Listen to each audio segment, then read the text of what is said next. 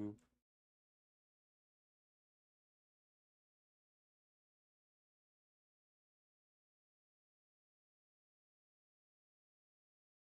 Rumble.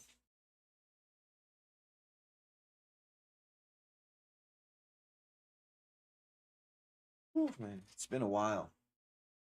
It's been a while. I think I'm pretty sure I'm probably already streaming over. Should I check? Never mind. So I wanted to. I heard about this event um that happened. I think like in the 70s or 80s. It's called Ruby Ridge. It's one of these events that happened back in American history within the last couple decades, where a guy basically leave. I'm pretty sure he was like a decorated like army guy, and then ended up moving out in like the middle of nowhere. And for whatever reason, the feds came, surrounded his house, and I think uh, killed his whole family, like his son, him, his wife. I don't know how many kids he had, but well, we'll learn. And I was like, dang, I've never heard of this. This is crazy. I've never heard about this.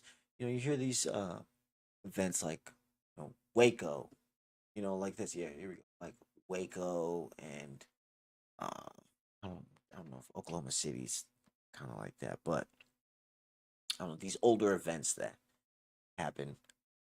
Uh, although recent one, like in the last 15, 20 years, was Christopher Dorner. I think that was his name. He was a cop who turned on the force and then went on like a shooting rampage and uh, basically they burned him alive in a cabin like up in Northern California somewhere when he was running. And it's crazy to see and know what the U.S. government is capable of doing to its own citizens. You know, so we're gonna watch that documentary first. We're gonna watch the documentary about that event. I know a lot. Everybody's talking about the whole Diddy thing. I don't know. Maybe I was thinking about just like watch. I have some other videos I want to watch, but we'll see what happens. Let's check this out. Ruby Ridge. A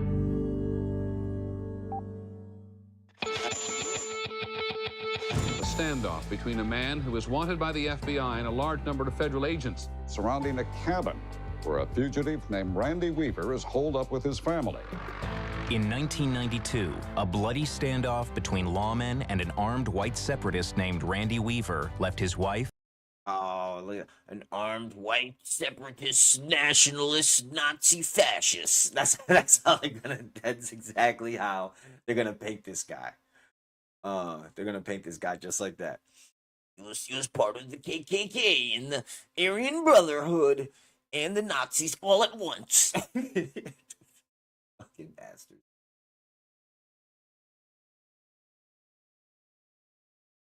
And I didn't know this was 1992. Forgive me. I thought this was like way before then. So, wow. 14-year-old son and a federal agent dead. The 11-day siege at a place called Ruby Ridge, Idaho. It happened before Waco, Idaho. and for many, it's an even bigger rallying cry. I want the truth! You've got the OK Corral. You've got certain moments in the history of American law enforcement where society says, wait a minute, we got to take a look at this in a different way. Ruby Ridge began a paradigm shift. Inadequate performance. Ruby Ridge shook the highest ranks of the FBI, and it remains a watchword wherever law enforcement stands off against barricaded suspects today. This story is used as what not to do. That gives me hope. Maybe we won't make the same mistakes. Maybe we won't rush into things when it's a matter of life or death. What not to do for who, ma'am? Huh? The police? Or the one man?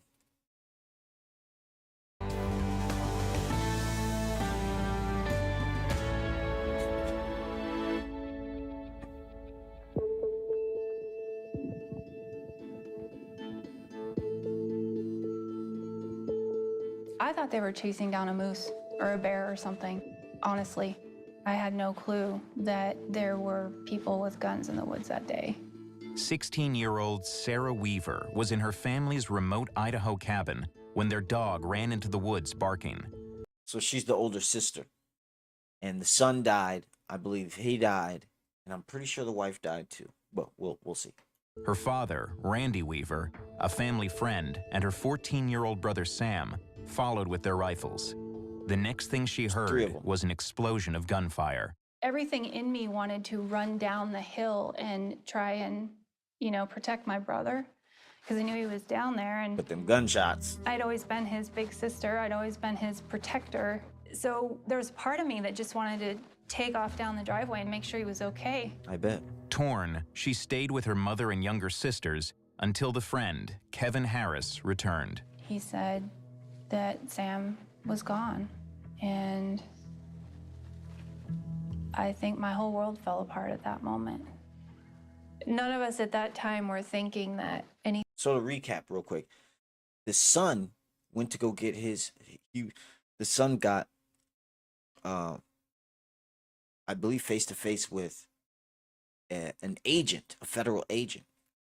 He runs back to go get his gun, the kid, and he approaches there, and they end up getting, I guess, and then the friend of the family comes back and says Sam's gone. That's fucking crazy. Anything worse could happen. But unbeknownst to Sarah, U.S. Marshals had been staking out her parents, who were vehemently anti-government, for months. Her father had fled charges of selling 2 illegal shotguns, and her mother had indicated they wouldn't surrender without a fight. When the dog uncovered the Marshals' location, an agent shot it, and a gunfight ensued that killed 14-year-old Sam Weaver and a deputy U.S. Marshal named William Deegan. I can't speak for everybody on my team, but I assumed I was walking into a violent situation and it was likely to be a shootout. Scores of federal agents quickly descended With a child. Nigga, you had a shootout with a child. That's insane. the next morning.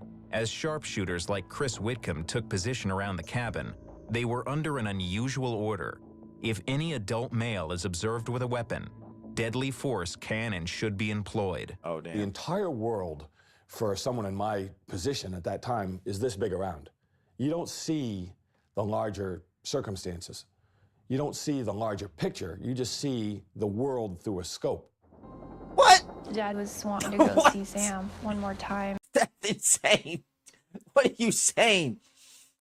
You shot a child? Is that what you're saying? Is that how you sleep at night? Oh my God. My world is the scope. Okay. You need to, okay. And just, I guess, do some more grieving, say goodbye, I don't know. And so I took off after him, and he made it around the shed ahead of me. The people that I saw with assault rifles were moving from tree to building to wood pile through fog. I didn't have the shot. My finger was on the trigger. I was trying to take the shot. I didn't have it. I just heard a giant boom. I said, Dad, what happened? And he said, I've been shot. And, at this point, my mom had stepped out of the door, and she was screaming, what happened, and get in the house, get in the house. And we all get piled up in front of the door, and I hear what is like a gunshot going off in my ear. And Mom just drops to my side.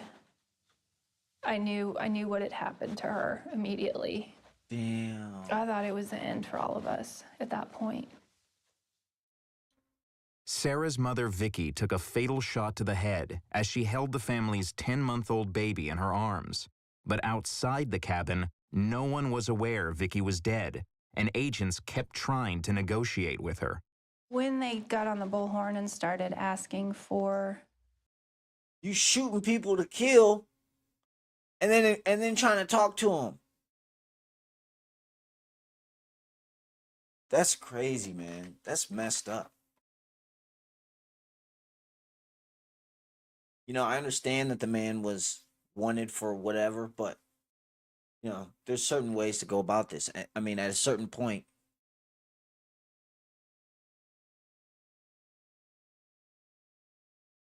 it's tough because I get like the sun comes down with the but you see this is the problem. The government just is too impeding. It's just too powerful. That's not how this was supposed to work. All this was not supposed to be set up like it is now. And they've made it to where we're the prey and they're the predator. We're supposed to be the other way around. They used to tar and feather politicians. Used to have a guillotine if you didn't act right, because you got people's lives on the line. And the way they've blown the government up now, so now they can impose their will in such menacing fashion. Mom to come out and have pancakes for breakfast with her kids, and wouldn't you want to do that with your children, sort of thing. It's a cliche to say it added insult to injury, but it did. As news of the standoff spread, journalists converged on the scene. 2 people have already died. Neither side seems ready to back down. The FBI says they will not leave until Weaver and his friend Kevin Harris, who lives with him, are in custody. Okay, so they're in the house, toted up, got the arsenal, ready to just shoot it out with these bugs. Dang. Here in Naples agrees that Weaver is a white supremacist who just wants to be left alone. For police, he is a fugitive on a federal arms charge, heavily armed and dangerous. I would bet you he ain't no white supremacist, KKK. I'd bet you they use that shit to label whenever it's like a white dude and they trying to smear him. That's what they'll say in the news. They're full of shit. Full of shit. And I'm not to mention, I know there's a picture of him. I think they already showed it when they're sitting on the couch, and he's got something say no to Zog. Okay, you don't know what that is? Then go look it up. I'm not gonna talk about that right now. Maybe one day though. One day. And a small army of right-wing sympathizers also gathered on the road below the cabin to protest.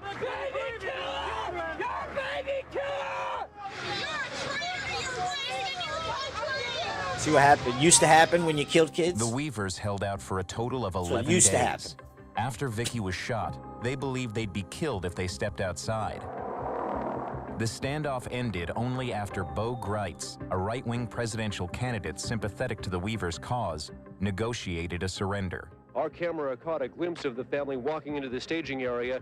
One of the girls is wearing a red jacket at the bottom of your screen. When I got to the meadow, it was a scene out of a movie.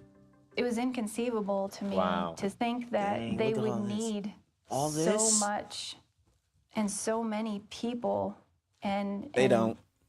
Tanks and helicopters. It's all for look. It's all for show. All this for one family. The story was dramatized in a TV movie and folk songs, and it found a ready-made audience.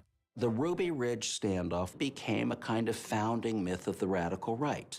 It not only made the government look bad, it was... What do you mean look bad? It is bad. You're not supposed to do that. That's not how this country is supposed to operate, and you know it. You know it. It makes the government look bad. Yes. Yes, it does. Look bad. No. You guys are bad. That's bad. Okay? It's bad. Jesus Christ with these people. Was bad. People, whatever views they have, whatever government look bad, it was bad. People okay, he did say he said it was bad. Okay. It not only made the government look bad, it was bad. Okay. Kind of jumped the gun there. That's my fault. That's my fault. Kind of jumped the gun. Okay, that's my bad. That's my bad. Whatever views they have, whatever illegal activities they have, should not be shot down by government snipers when they are not actively threatening the life. Should not be shot. What is this? Yeah. 1992. 1992. Or is this like the movie or something? It's probably the movie. Even if. What? Say 2000. Right? 8 years later, still.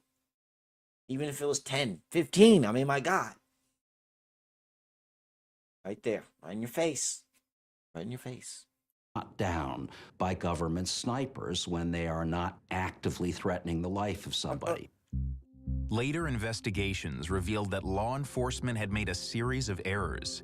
Authorities on the ground communicated poorly with agents arriving from afar, which exaggerated the threat Weaver posed. And agents on the scene failed to negotiate or set up a clear line of communication with the family until it was too late. In the end, jurors decided Randy Weaver's the family. Look at this. Look. He had this on his house. See, this is what they mean.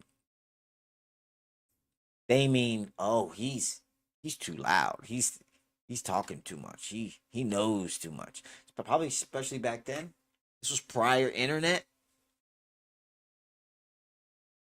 So you probably wouldn't come across that a lot. You'd have to really know somebody that knows them. You know what I'm saying? Because that's really the way things were communicated for the most part.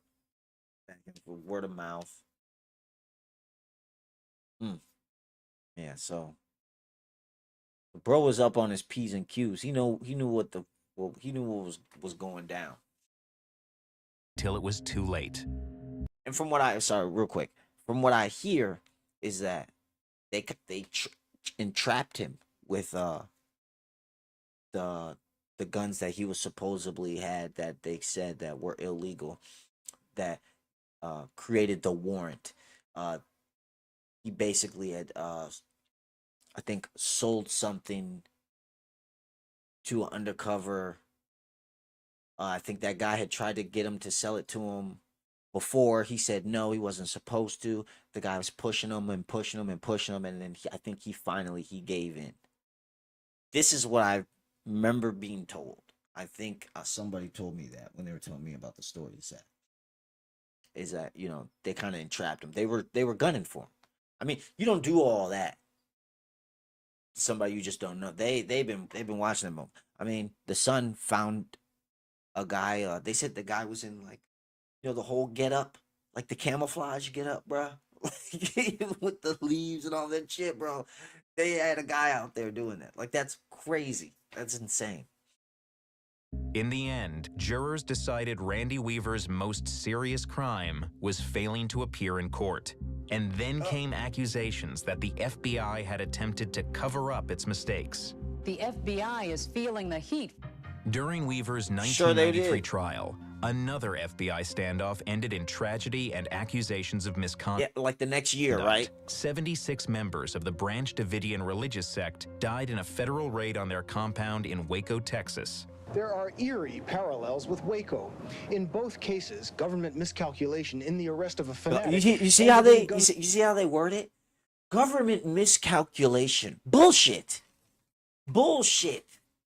Government miscalculation. Nah, don't give me that shit. Y'all burn them people alive, bro. You burn those people alive. You killed that man and his family. Right? And this is what the media is so sneaky. See, even back then. Shiesty, shady mother. That's disgusting. Fire and death. The radical right views itself as being in a battle to the death with the federal government. Right. Ruby Ridge. The people are. The people. Always. 100% of us. All of us. Sick of this stupid do-good narrative. Do what you're told. Eat your vegetables and all this bullshit. No, that's not how this is supposed to be. Y'all supposed to be listening to us. You don't even tell us what to do. Son of a bitch. It's like people have completely forgot what real freedom is. Was the opening shot of that war. Critics complain there was no real investigation and no real punishment after the 1992 incident. It's now clear their voices have been heard. Amid intense federal scrutiny of the Ruby Ridge scandal, the FBI's #2 man was demoted. What? 3 other agents were suspended, and 1 was sent to jail. And the Weaver we got 1 in jail. Still not enough. Family won a $3.1 million settlement from the federal government. Law enforcement typically changes not because someone has a brilliant idea. Back then, $3 million was a lot of money too. 3 mil is like probably having 10 now, maybe 10 or 15 or something like that, which is crazy. We change because we're sued or there's public opinion that speaks against us. And we realized we had to change. We had to do this better. Since the early 1990s, the FBI says it's overhauled how it responds to armed standoffs and trained hundreds of police departments across the country. The federal deadly force policy can't be modified on the fly, as it was at Ruby Ridge. Basically throw us a bone? Yeah. You got to help me help you. Yeah. And agents now trained to set up better communication on the scene. Organizationally, we've changed, right? So the negotiators are fully embedded within our tactical section. All right, so shield, cover. If you can slow things down and negotiate and peacefully communicate with the subjects and try to figure out what's motivating them, then you should take full advantage. Can you hear me in the bus? This is Katie with the FBI. I want to talk to you about how we're going to get the phone to you. You get involved in a shootout situation in America today, it's going to be litigated for years. We look at things differently now. We look and say, time is not the issue it once was. Take the case of John Joe Gray in East Texas. 7 years after Ruby Ridge, Gray was stopped for a traffic violation and got into a fight with a state trooper and bit him. He then retreated to his farm with his weapons and refused to come out. John Joe Gray. How you doing? A 51-year-old self-proclaimed freedom fighter. What'll happen if they try to raid this place? You come out after us, bring extra body bags. But local law enforcement made a unique decision. They decided not to raid his compound to bring him to court. You look at things like Waco, you look at things like Ruby Ridge, and I'm not sure that it is worth going out there and taking that chance.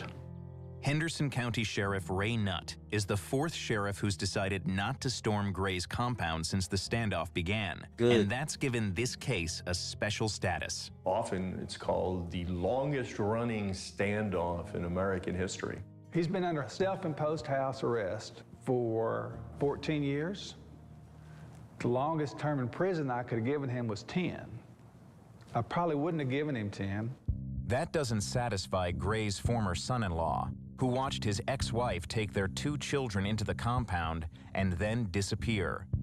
Gray refused to talk on camera, but claimed he'll stay put indefinitely, living off the land and occasional help from a few supporters.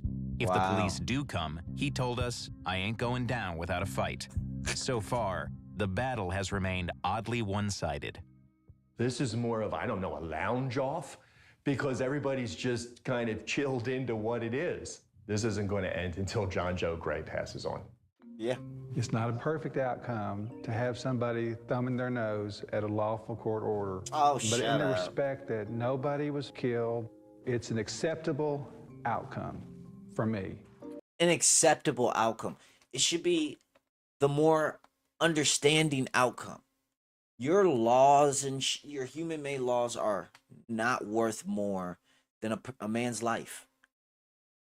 And if they're crazy enough, if they're crazy enough to just stay their ass in the house, stay on your property, and never leave, and that's what I mean, then it is what it is. But the government shouldn't be having the authority to just run up in people's house and kick the door down, start blowing people down.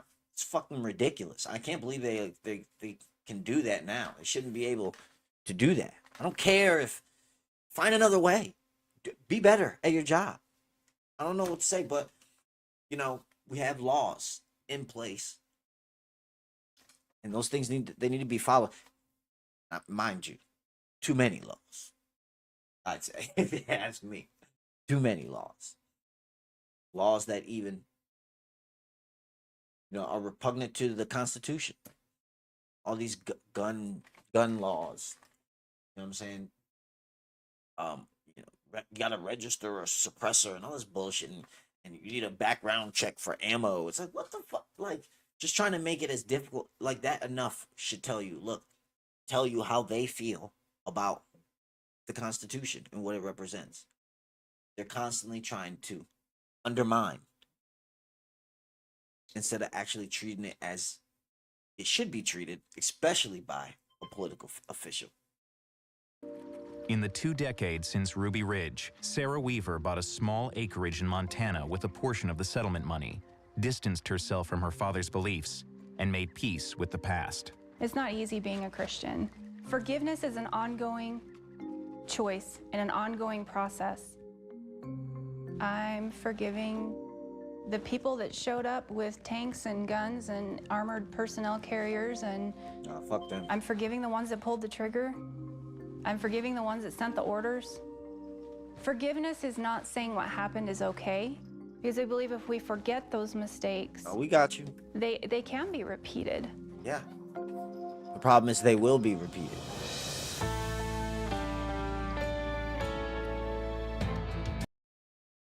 And mistake my ass. Okay, you fucking shot my mom in the face. Fucking pieces of shit. You know, because of your little warrant. What the fuck? You took my mom's life because your little warrant? Somebody did something. Like, no, it's a victimless crime at that. So they need to be, chill out. People. Oh, what was it that I watched? It's something I know. Oh, I was gonna talk about. Should talk about Kanye. Kanye and. Oh, I was gonna do so on Twitter. Oh, let's see what this South African president called white Afrikaners moving to America. Cowards? I can be you. They will be back soon because there's no country like South. What? Cowards? Okay, that kind of proves their point. I mean, my God, man. What are you cowards? Is there some fight that's about to happen? What are you saying? I don't know what's going on there. They keep calling it. They're using the G word. I don't know about all that, but from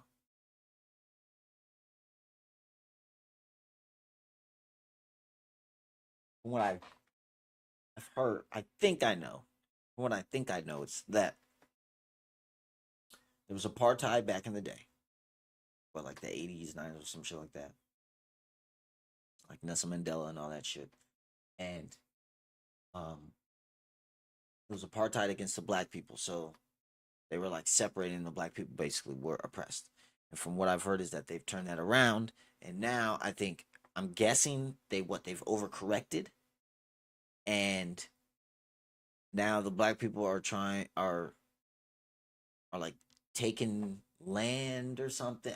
You know what? I don't even know what I'm talking about. I don't know. I think it's something about that, something like that, but I don't fucking know.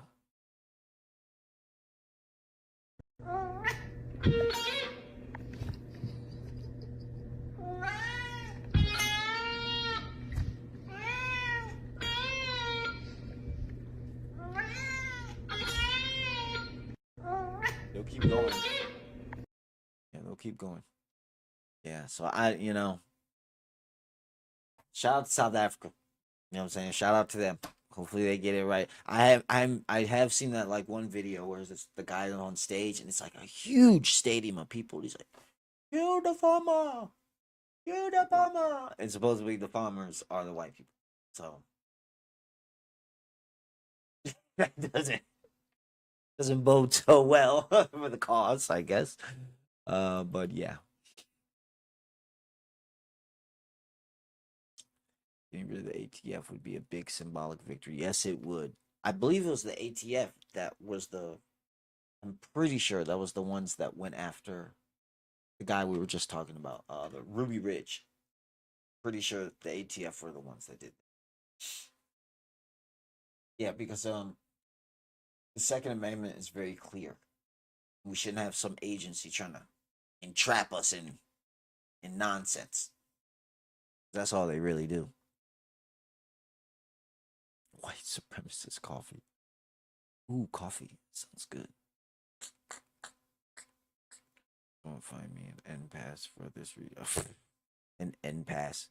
Be a man, say it. Say it. Go ahead, say it.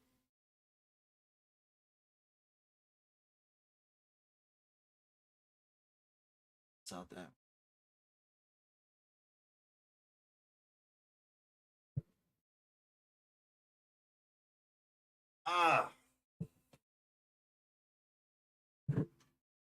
White people are really on their tribal shit nowadays, huh? That's good. Good for them. Good for them. I've never seen it. Good for them. They should be able to stick together. Every other race does that shit.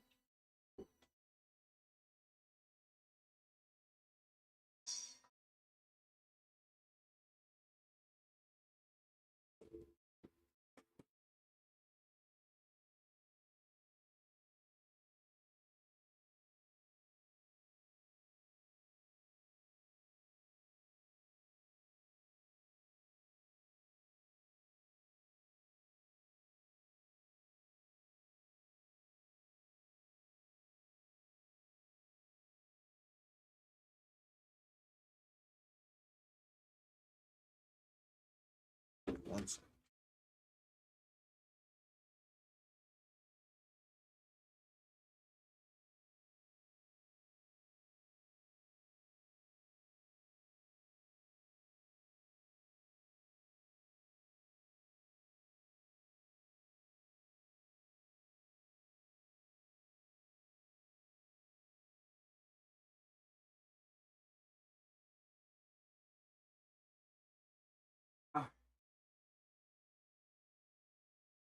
Let's see what else. What else we got? Let's watch. I don't want to go too hardcore. So there's this doc. Oh, YouTube to watch it though.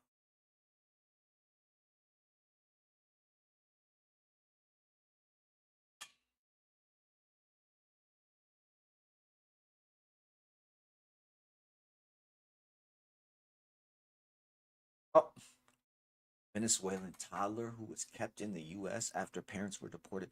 Why was the what? Why was the child left here? Why did you what? This child was in the custody of Office of Refuge Settlement for 300 days. Child's mother oversees recruitment of young women for drug smuggling and prostitution for okay. They call everybody. I don't even be believing them when they be saying that shit. They be so full of it now. They call anybody it now, so I'm like, no. Mm-mm. Whenever they use it, I'm like, oh, okay, you're full of shit.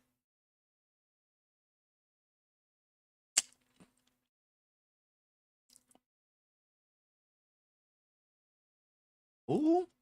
And Mr. Secretary, I'm over here. I've been sitting through this hearing all day today and have noted that you've been unable, in most instances, to answer any specific questions relating to your agency. Because I haven't been given time.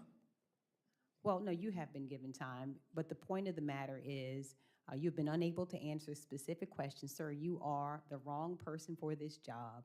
And you had in this hearing today the unmitigated gall. Oh, the unmitigated At gall. the beginning of your testimony that China is ahead of the United States in healthcare because China does not have DEI. I didn't say that. Well, we can roll back the tape. You absolutely And did you say will that. find I didn't say that. That is absolutely what you said. I was talking. Even and yeah, that might be right. That might be right. Are you mad? Are you upset? What is wrong with these people? Because they don't have DEI. Well, yeah, that's a possibility. Possibility, lady. She's appalled. The unmitigated gall. Talking about science. I didn't say they're ahead of us. They're ahead of us in some forms of science, certainly not in healthcare. Well, we can roll back the tape, but nonetheless, let me go on with my questions and ask you this. You just heard about the Safe to Sleep campaign, and you have made cuts. You made it very clear here today. You have no knowledge whatsoever of the absolutely amazing scientists and researchers who you have callously fired. You know nothing about the cuts. Didn't fire any working scientists, Senator. That, sir, is not true either. But nonetheless, It is true. It is not true. Let me ask you another specific. It is true. Oh.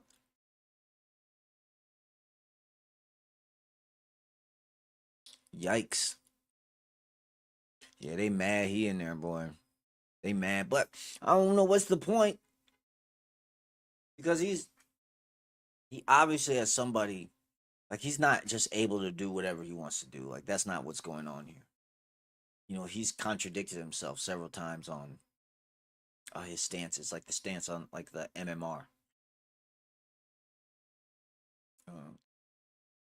Shotgun to steal condom. What's this? Really? Man, I remember when I was younger, my middle school was right off of 9 Mile in Detroit. On half a days, we would walk home and everybody would meet up at I think there was like a Wendy's and a McDonald's right next to each other. Then we'd all walk home. Everybody kind of lived there in the same area. As we go, there's this one part where it was like 9 Mile on another road. We'd cross the street, and then there was a little building on the side that was like a wellness kind of center or something, but they would give away tons of free condoms. And we were in middle school. We wasn't even barely using them motherfuckers, but they would give them out for free, and so we'd take them and do whatever the hell, not use them, but yeah. But I remember they would give them out for free. You know, that was like, remember that was on the end of the whole safe sex campaign of the 90s. I'm talking about like 2000s. But it was just like right after that. Let's see what we got here. You know what? Should we? Oh, I do want to react to this. So this is Joe Rogan. He talks about Ye's new song. My brother told me, he said, you should watch this. Because I asked my brother earlier, you know, hey, have you seen or have you heard Kanye's new song? It's like, oh my God, yes. He said he saw a video, Rogan, one of his like comedy friends talking about it. So let's hear Joe Rogan's reaction to Fucking Kanye's new song? Bro. What is what?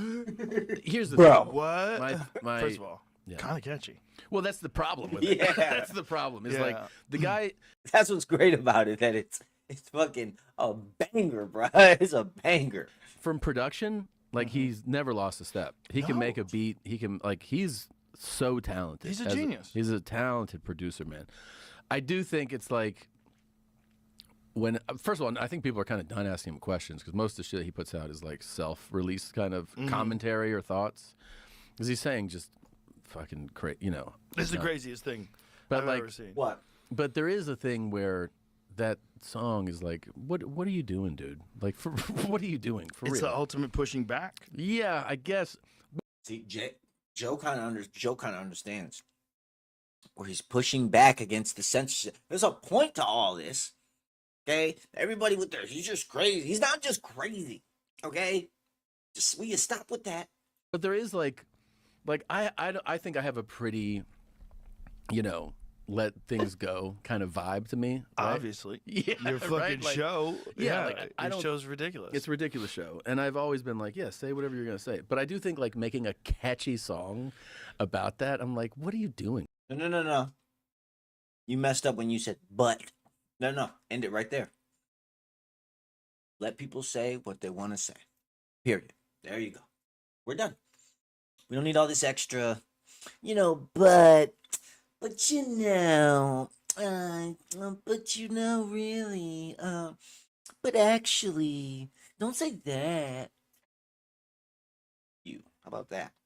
Man, like you're just getting, at a minimum, you're just gonna get more people that think it's cool to say Heil Hitler. Like that's at the minimum. Well, I think that's part of the program. I think it's part of what he's trying to do. But I mean, is that cool to do? I guess if you're like, well, it's fun to troll the masses and get them to do that. Okay, but what I'm saying is that like at a minimum, you're going to get less educated people to go like, this is a fun thing to say. And you're like, I mean, is that good? You really Less want people educated people? What do you mean? just walking around and be like, you know, it's tight, man? How Hitler, like, that's fucking insane. It's crazy. That's literally the point. That is literally the point. It is crazy, but it's also kind of a sign of the times. I guess. Yeah. This is a chaotic. Joe world gets we it. live in. Joe gets it. And it's like, okay, this kind of highlights the benefits. I mean, I want to say this like carefully because I don't want to think I want to say real clearly. I don't support people saying that. I don't think it's a good thing to say. No. I don't say it. I certainly don't think. I don't think any racism is good. Okay. I don't think anti-Semitism is I know. good. You I gotta don't say think the thing before the thing. Like, Christianity is good. I don't think. I just want to say that I do not in any way condone. Like, nigga, just say what you're gonna say, okay? We know, okay? We know you. You good? Asian hate is good. I don't think anything is good, but there's a benefit to just letting people talk. Like, let people say whatever the fuck they want to say, even if it sucks. People decide. This is the benefit of Twitter, but this is also the bad part. It's like the fucking song has so many millions of hits. Yeah. On Twitter, it's been banned from every platform. Yeah. But is it good to ban things from platforms, or is it better No. to let it be out there I see and what you're let saying, people yeah. talk about it? Because if you ban it, then people want to hear it more, That's true. and then it becomes more popular, and then it kind of supports what he says, which is that there's this concerted effort, if you talk about Jewish people, that they're going to remove you from everything, remove you from Right. banking, which is what he's saying. They run everything. Mhm. So if they didn't, like if it was just you were talking shit about Puerto Ricans, look what happened to Tony. Nothing. Yeah. He's doing great. Yeah. You know what I mean? Like if there's certain people that you're allowed to pick on and make jokes about or mock or say something, and He said it. you can get away with it. Yeah. Well, I think he's made his point. I think we all get it now. It's never going to end. Yeah. But how does it end? This is the question. When I was watching that song, first of all, I was by myself. When I first saw the song, I was like, what is this? Yeah. Like, no way. Yeah, yeah. No. It's like, no way. No way. And I'm watching it on my phone. I had heard him. He is like previewing stuff before, and I knew he was gonna come out with something like that. He had been talking about it he had been previewing it. Now it's like the final touches. It's a banger. It's a banger though. I'm like, yo. And then my first thought was, how does this end? Because this ends. This is going to end. There's going to come a time where they're going to realize, like, this is a problem. Yeah. So how does it end? Does it end in assassination? Does it end in There's definitely people that want to kill him. financial I'm sure. ruin? Yeah. I don't know what his financial situation is. I know that, like, there's been all these, over the last 5 years, there's been times where, like, his, net worth has been reported at, like, such a crazy amount. And then I remember, like, funds were frozen. And he was like, I don't have anything. And then it was like all back. I don't know what his financial situation Well, is. they can't steal your money, Yeah. but they can debank you. Yeah. Oh, where no really? one will bank with you. Right. Basically. So They it's can't- like, how does that work? Like, where do you get your ATM card? Like, Yeah. Is it from? Shit. They got a thing called civil forfeiture, where they will just take your money. They will take your money. They will do whatever the fuck they want to do. That's not, I've come to terms with this. People need to come to terms with this. They always say, "Well, you can't do." No, they're gonna do whatever the fuck they want to do. That's the world we're living in. We're living in a police state. This is legit a police state. We are in tyranny. Like we are in tyranny right now. Matter of fact, just so you're reminded, people need to see this more. It's rough to sell, but people need. Point, we're living under a corporate and medical fascism. This is tyranny. When do we get to use the guns? No, and I'm not. That's not a joke. I'm not saying it like that. I mean, literally, where's the line? How many elections are they going to steal before we kill these people? So.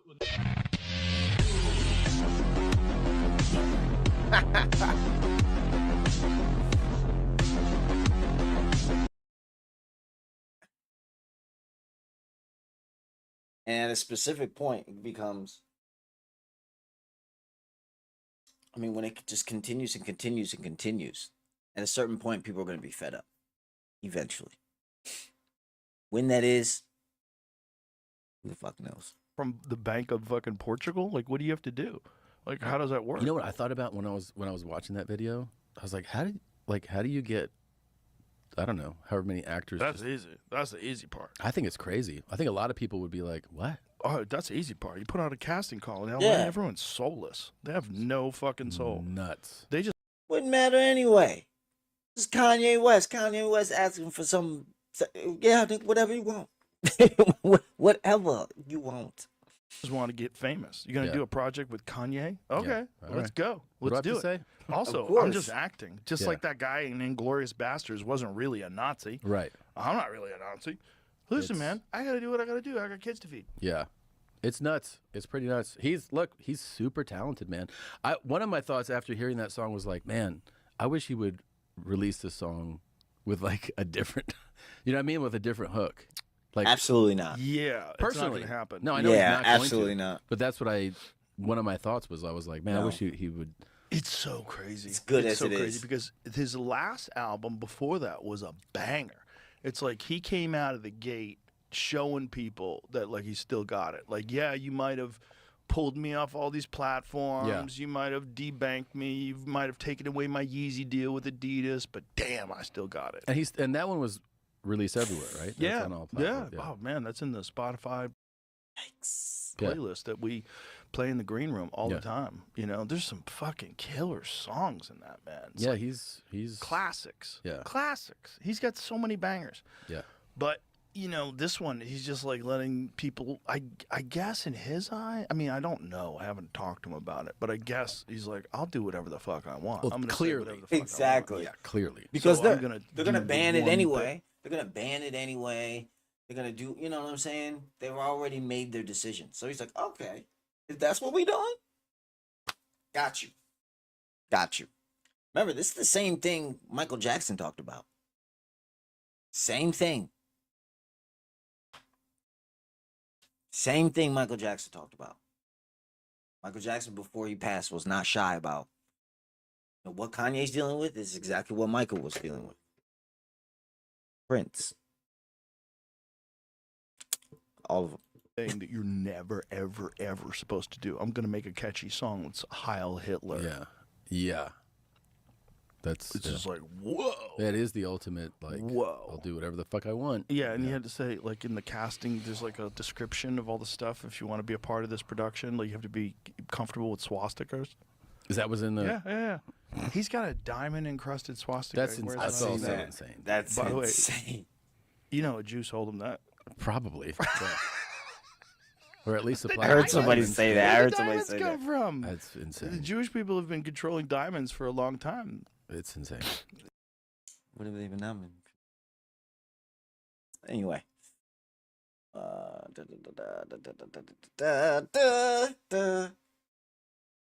Today I'm going to be trying the new Kelsey Dave's did it? Hot Chicken Mini Sliders. These are actually fire. Wait. What did that video say? It said Kelsey did it. He was talking about Tori. Where did that go, bro? Man.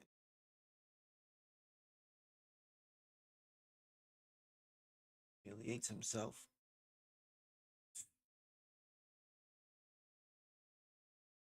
All right, let's see.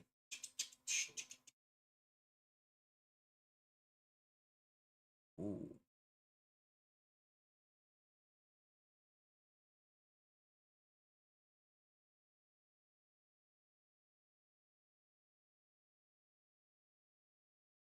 Maybe should I watch? No. Let's look at this video about the Sphere in Las Vegas. I got this video not too long ago. Video is quite interesting. I think it's a tell. Another tell. Watch this. What does this mean? What? So just FYI, if you haven't been to Vegas lately, Vegas now has the big Sphere. you know, where you can see when you land and stuff. And the sphere is constantly, you know, displaying words or whatever the fuck it's displaying. If somebody just actually sat and watched it, and usually these things are going by so fast that you can't really comprehend. Somebody videoed it, slowed it down, and then you can see what it says. What does this mean? Why would they put this for everybody to see? And it goes. This is going really Kill fast. baby.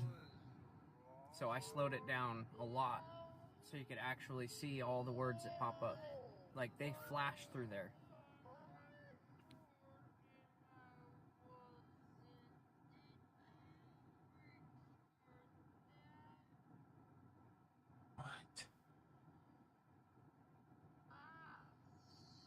What could this mean? Did you see that? Social media is the Antichrist. Social media is the Antichrist. What?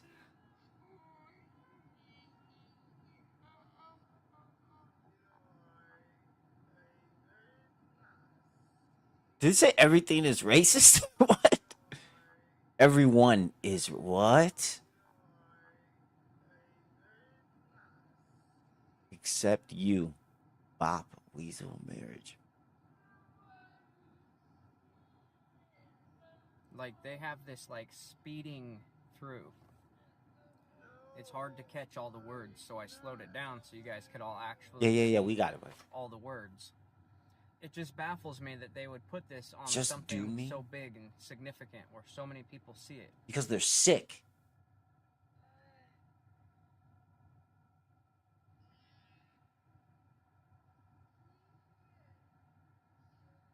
Face the music, vibe check. See this This is one was really all hard, like, this is all catch. subconscious. This is all. Yeah, that one. That one's probably a crazy message too. I want to try to slow it down, but I can't.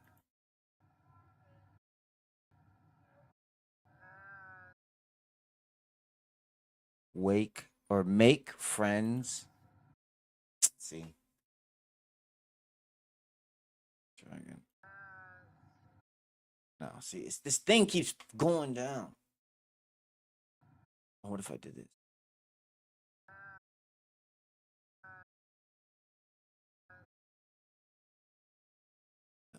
See, I can't even see it. It'll watch more TV. Ugh, nasty work, bro. Nasty work. Watch more TV. Fuck you, bro. What? This is crazy.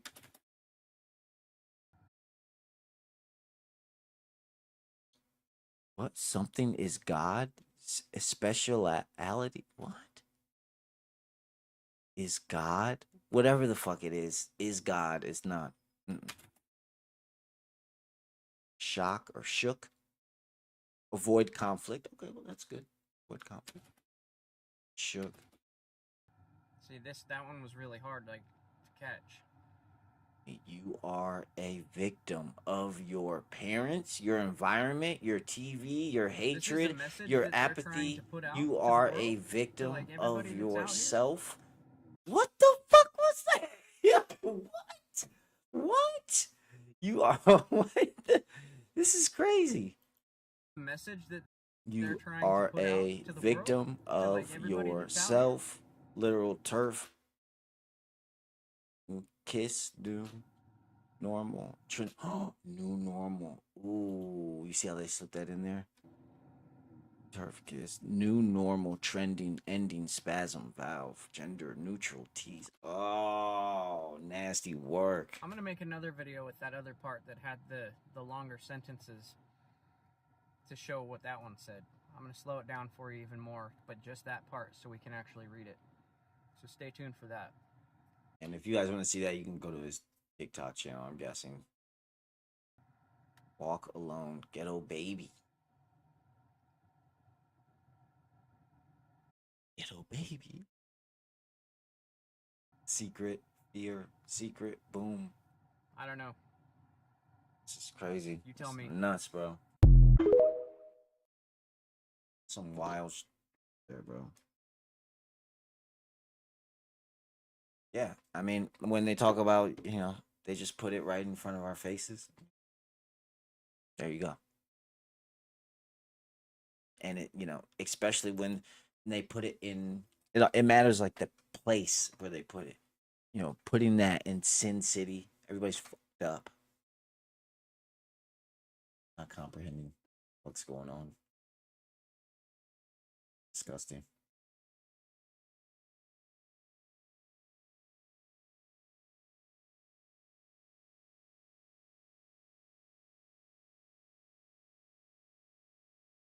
Oh.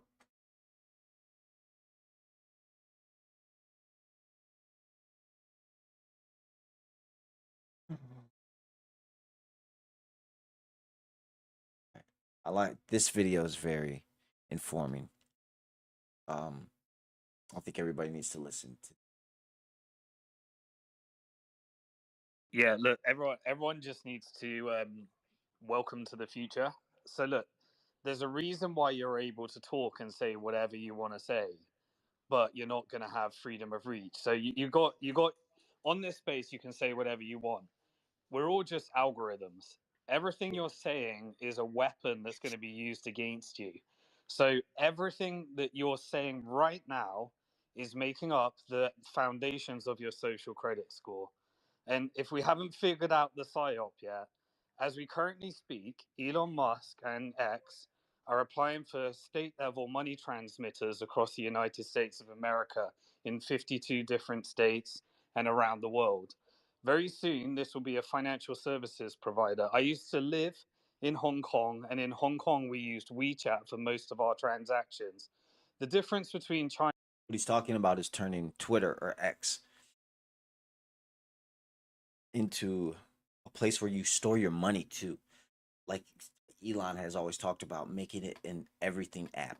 He is going off of what the guy's about to talk about, WeChat, which is in China and in Asia. Like I said, Hong Kong, which is a everything app. And they do that so they can have full control of a person.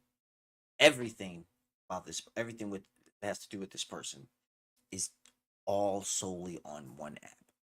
China and America is that America thinks that they're not being used in the same way that they are being used in China. China has a culture of knowing that the government has overreach, but in America, they don't think that their FICO score plus their social credit score, or let's say their social media score, plus everything that comes together to make up your profile to determine whether you're able to be a debt slave to the financial system or not.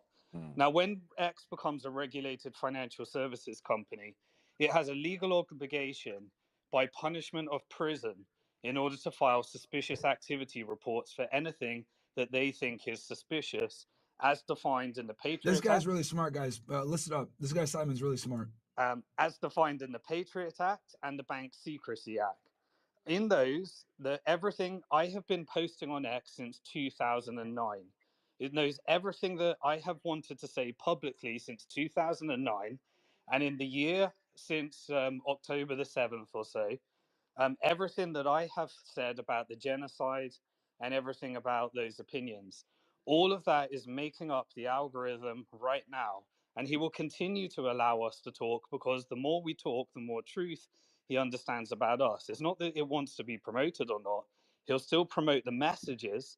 The algorithm will promote the messages that they want, but they want you to continue talking. Now, when you file your suspicious activity reports, there is going to be so much in our profiles that has to be analyzed in conjunction with our financial transactions. Once X knows how we spend, what we spend on, and everything we say and publicly say, is going to need artificial intelligence in order to analyze that and automatically file those reports. And so the Grok is the part that will be analyzing all of the data, automatically filing reports to regulators. Regulators are going to get swamped and overwhelmed with all of this data. And eventually it's going to disrupt regulators, because regulators are going to have to hire artificial intelligence to analyze all of the suspicious activity reports that are being sent to them, because they can't humanly keep up, which is what Mark Zuckerberg wants to do as well. And so eventually, artificial intelligence is what's going to take over regulations. It's going to take over the ability for even the central banks to operate. And that's all going to be powered by artificial intelligence. And the technocrats, they all want to be the back end of the system. If they wanted freedom of speech, this would be done open source and decentralized, where we could all analyze the algorithm and we could understand what people are doing. But there's not open source, because the reason is that they're trying to create a honeypot, and that honeypot is our social credit score. And that social credit score, you'll be accidentally walking into it. And the funny thing is, there ain't a damn thing we can do about it, because we're all addicted to our ability to actually call out the things and say the things that we're able to say, and have a platform to do it. And so this is the direction that it's headed to.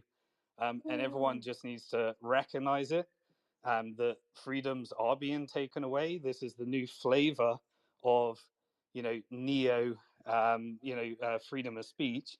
Yeah, we need to fight against it.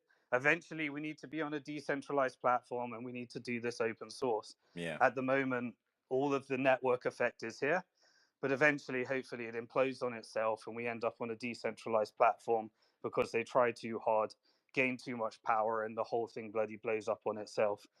Welcome to the future. Man, that is some crazy.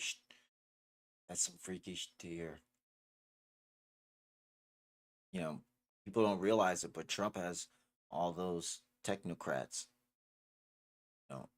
behind him, promoting him, pushing him, funding him. Not only Elon, but Peter Thiel, who owns Palantir.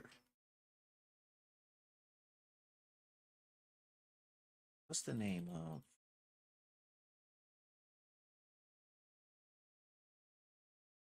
Never mind. Let's go talk about. Oh, I wanted to see this. Candace says this about Kanye. Yay. I will always love Ye. I will always defend him, because I think he did one of the bravest things in speaking about what happened to him, and the questions were never answered about what Harley Pasternak did to him that night. And I think it's what was done to Britney Spears, based on my readings of MK Ultra program, which has never been stopped. I think Harley Pasternak it's extremely problematic. And he's literally telling you what happened to him, and no one's listening, because everyone's like, he's gone crazy. They drugged me again. I was always wondering what happened with that, bro. He outed the guy for talking. The guy was talking so reckless in those texts to Kanye, talking about, I'll give you enough drugs that you'll basically be a vegetable. You won't ever be able to play.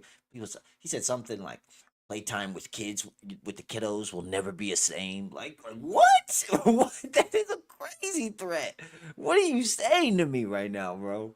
He said, I'll make you a vegetable, nigga. That playtime will never be the same. That's fucking insane. Against my will, and when you read, everyone's like, he's gone crazy. They drugged me against my will, and when you read those experiments of how they could literally give somebody a mental disorder via a cocktail of drugs, LA becomes very scary.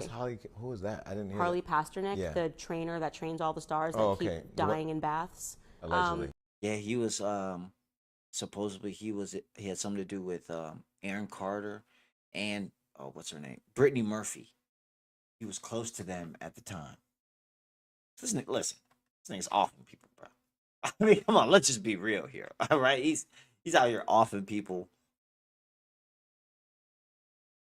Who's sending them to do that? Yeah, allegedly. Aaron Carter, when he reached out to Kanye, and when Kanye said Harley Pasternak did this, Aaron Carter tweeted at Kanye and said, we should talk. And then that was his last tweet. The next day, Aaron Carter was found dead in a bath. There's something very evil brewing in Hollywood, and I think he was one of the bravest people ever who spoke out on what happened to him. And I won't deal with everybody talking about the after when we're not talking about the before. You don't think his stuff is a bit much now, though? Like I said, we got to deal with the before. Like Kanye was Kanye, and then Harley Pasternak took him to his house and got an ambulance and had him drugged and admitted that in a text message. There it So is. There's a text right there. We'll take you to law. Let's read it real quick. I'm going to help you. Okay, so this is Harley texting to Kanye. I'm going to help you one of a couple ways. First, you and I sit down and have a loving, open conversation, but you don't use cuss words, and everything that is discussed is based in fact. Basically, my facts, basically, and not some crazy stuff that dumb friend of yours told you or you saw in a tweet. Second option, I have you institutionalized again, again, where they medicate the crap out of you and you go back to zombie land forever. La La Land. Play date with the kids just won't be the same. It's crazy. I can't believe he texted that. That's so crazy. Oh my God. That's a serious threat. And you know, homie has the capability. The nigga said, "I will get you institutionalized again." Fucking crazy. Hollywood is some, bro. I can't wait till that shit crumbles and they actually go in there and like and everything comes out. Oh, if it ever does, man, the shit that goes down there is fucking insane. He was military trained in the Canadian military and was allowed to experiment with drugs on humans. He spoke about that openly. What the hell is he doing as a gym trainer in LA to all I the saw stars? that video. So I have questions about what happened to Kanye, and I will always be, until we get those answers and the media accurate, like really looks into Harley Pasternak. I don't want to hear no shit who about. was also Brittany Murphy's trainer. It's just weird. I know you're smart. I can smell the smartness. I can smell the smartness. Oh, can you? Let's guess. Yeah, so what's this? Okay, yeah. So Diddy's having his Diddy's having a moment. Another moment. As we all know, he's on going through his criminal cases, sex trafficking, RICO, which is weird. It's a RICO. I still don't understand that.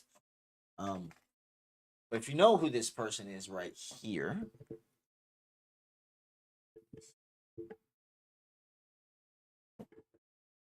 this person right here, this is Albie Shore. He was a musical artist in the early 90s, I believe. It's a little bit before my time, so I know he was an R&B singer, and he had something to do with Diddy. But I know some weird shit happened. I think somebody's gonna talk. Okay.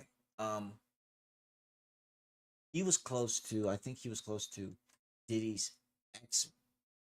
I don't know if there's his wife, but his girlfriend or wife, Kim Porter. That's her name. And she died a mysterious death. You know, all these people could start coming up dead around this nigga, bro. Wow. Hip hop artist Albert Brown just revealed that Diddy allegedly poisoned him, put a bounty on his head, and caused him to go into a coma after he spoke out about Diddy's sex trafficking. So, Albert Brown is Albie Shore. That's this guy right here. Albert. A genre of music that I grew up in is ruined right now. I'm blaming the entire industry and the way it has gone. The magnitude of this story, of detriment, of diabolical, it's unfortunate. I do want to say right there, that statement, the beginning, a genre of music that I grew up in is ruined now. He's talking about hip hop. He's talking about black music, bro. The current state of black music. Look where we're at right now. It's a shame. Everything has gone to not just the music, but the culture in itself. It's degenerate as it is. And no one wants to say it. Anybody who does get say it gets shunned, shamed, ostracized. The culture is so bad right now, and you can't change anything until we acknowledge a change needs to happen. That we have a problem. We have a problem.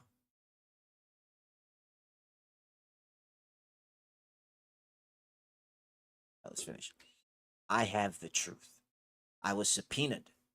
I believe when the time is right, I will testify. If you actually knew what they did to me, there was a bounty on my head. So do you think that Diddy did something to you that caused you to have multi-organ failure? Oh, I believe this to be the case. My first time saying it. This is first time saying it. I'm the only one who shook up, who spoke up, and I'm the only one left alive. Damn, that is crazy. It's just time to reveal the truth. When I said sex trafficking, how did we start this? Writing love songs to a case arguably bigger than OJ. My faith serves me so well. I'm in a prayer multiple times a day saying, let's get this right. He also claimed that his ex wife, Kim Porter, was eliminated by Diddy, and there was no way she simply died of a pneumonia because she was extremely healthy at the time. Bruh. Let's hear what this Diddy guy for that? say. A genre of music that I grew up in is ruined right now. You're blaming Diddy for that? I'm blaming this entire industry and the way it's gone. Yes, and, sir. you know, there's no one person that's in charge, but this level and this magnitude of a story, of detriment, of diabolical, you know, just heinous, you know, whatever's really going on, it's unfortunate. Is Diddy suing you or threatening to sue you? No. No? I have the truth. But one thing is, you have volunteered to testify at the trial, correct? He said, no, bitch. I have the truth. Okay. He said, Diddy's, I should be suing that nigga. Okay. You got it wrong. Not as of yet. Actually, I was subpoenaed. Okay. So my attorneys worked something out. So I believe when the time is right, you know, I'm going to discuss it with my attorneys. But you're willing to? Oh, absolutely. Absolutely, I am. You know, and again, there's no, like I said, this is not marketing for me. I'm living this life. And So the let me only ask- reason I wanted to tell the story, Kurt, was very specifically because I was ignored. There was the most expensive PR campaign against me to shut me down. If you actually knew what they did to me, there was a bounty on my head. There was a bunch of stuff. So do you think specifically then that Sean Diddy Combs or people affiliated with him did something to you that caused you to have multi-organ failure? You're not listening? I believe this to be the case, yes. Absolutely. Wow. My first time saying it. Are you concerned that he still has power outside of incarceration? Remember, I'm the only one who spoke up, and I'm the only one left alive. So this is not about a scared thing, you know. It's just time to reveal the truth. I mean, Bitch, it is I ain't what it is. scared. I went through many, many years of scrutiny and being dragged face first on the concrete, you know, being called delusional and things of that nature. When I said sex trafficking and all the things that I said, because my job was not, listen, I don't want to take down your business if that's what you're doing. Just stay out of my backyard. Stay out of what I'm doing. I'm focused, you know. How did we start this, Kurt, from Mount Vernon, writing love songs, to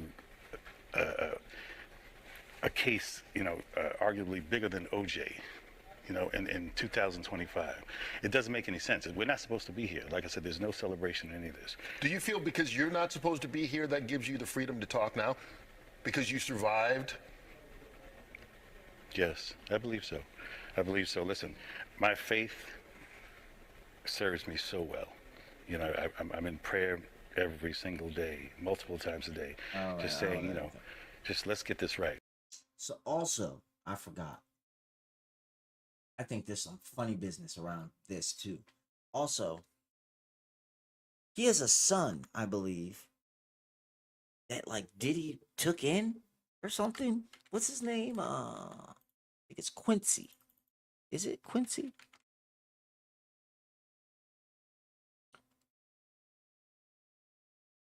Wait, Brown?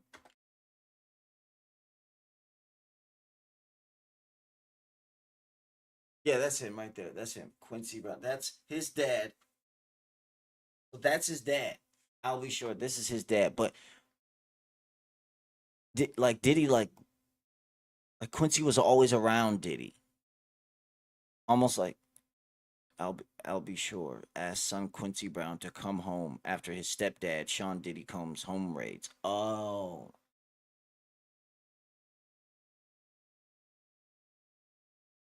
I wonder if that nigga went home. Come on home, son. What happened to Quincy? Quincy Brown was murdered. What? No, that's not the right Quincy. Chillax. Did he adopt? He adopted. However, he first became a father to Quincy Brown, the eldest son, who he adopted from a young age in the early '90s through the Naughties. The fuck is that? Naughties. Diddy was in a serious relationship with Quincy's mother. Wait. What? Wait. Kim Porter was his mom. Albie Shore was his dad. But Kim was with. Wait, what? Is that true? No way. No way. No fucking way, bro. Hold on. We gotta. No.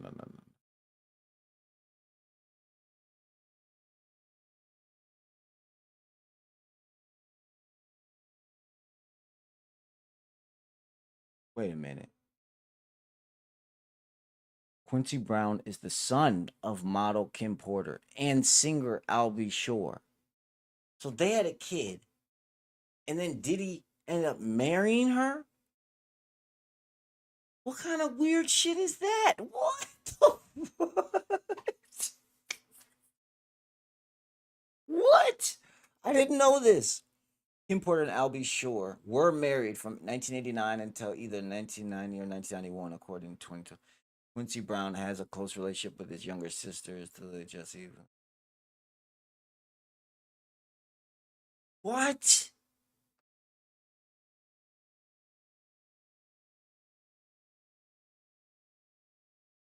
This is fucking insane. And that Diddy adopted Quincy, the son of ex-girlfriend model Kim Porter, who died in 2008. But Albie Shore was his dad. Why did he?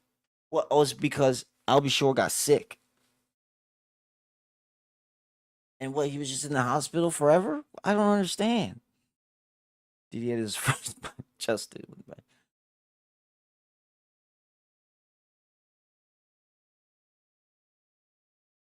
Quincy confronts Albie Shore for lying about Kim Porter's marriage. I hate these kind of channels, but Wait, wasn't it literally just a few days ago when Quincy Brown was talking about how he's cool with his dad, Albie Shore, and even explained that even though he doesn't view Al as a father figure, but more as a friend, he loves him? People always is, you look just like your daddy. And you look just like your dad. So it's like, you know, if you ain't even got no real relationship with him, and you hearing that every day, it's hard to hear. You just like, okay. But you know, I love my dad, and like I said, we're way in a better place. We're in a better place. I mean, that now. was years ago, but I do think it's something that a lot of people related to. Yeah. So how exactly did we go from that to Quincy dragging his biological father through the mud? Child, Albie Shore does way too much publicly, and I can personally see why Quincy would be annoyed. But how about we just get right into breaking down this tea? Now, we know that before Kim started dating Diddy, she was in a relationship with Albie Shore. And other than having Quincy together, Kim even confirmed she was the one who inspired Albie's song, Forever My Lady. According to Al, they were actually married, and he first talked about their marriage in an interview with Fox Soul, where he said, "Every time I post something, I forget it's me. I'm a grandfather, so my concern is not being popular and trying to get numbers and likes. That's not what I do. But I posted something the other day talking about my ex-wife. Yeah, I said it, my ex-wife, Kimberly. But nobody knew because we didn't discuss being married. We didn't discuss that. Every so often, I give her a tribute." And while we know that the relationship... So, and people didn't even know this? Okay, so I'm not crazy. So I'm not like, wait, when did this come out? This is insane, bro. This is so insane. Diddy is such a nasty motherfucker, bro. I mean, I don't think there's a nastier nigga. I seriously don't think. I think he gets all the nasty awards. Bro, you took your man's girl and then brought the kid in too. And then you end up off in the mama. Bro, this It is fucking crazy, bro. Oh my god. Holy Jesus Christ. It's insane. Oh. Oh, oh my god. I can't get over it. I did not know that. Oh my god, man. Diddy, man. What the fuck is wrong with you, bro? Oh, okay, that's enough. I don't need to know anymore. Oh, but I did want to see, where is this?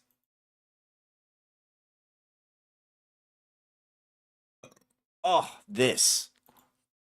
All right, this might be the last thing I'm reading. Right, but this is wild. As Diddy's ex testimony confirms the existence of Diddy's male sex worker who happened. Okay, wait a minute. Wait. So in May of 2018, a man. Wait. Trump club shooter who claimed he was Diddy's sex slave was hired by music mogul. It's like, and the stuff I'm hearing from like the trial, like I'm not following it as I probably should be. I should be following it a lot more, but I'm just not interested. That nigga's nasty, bro. I know he's nasty. I've heard enough. I've seen enough. I don't. I'm like, I don't need to hear all the details at this point. It's just so bad. You know, growing up listening, Diddy was always just a big figure in hip hop. And to see him go down like this and finding out all this nasty talking about peeing in mouths and all this. It's like, what are you doing, man? What is wrong with you? You just nasty, bro. Just fucking outright nasty, bro. Disgusting human being. Disgusting human. He needs help.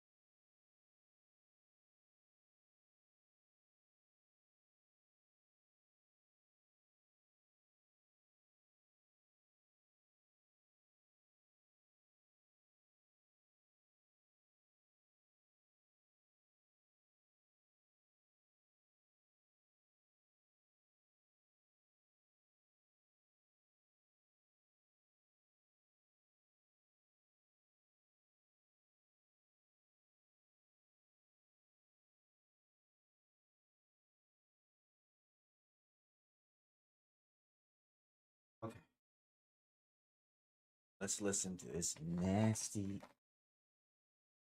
nasty man.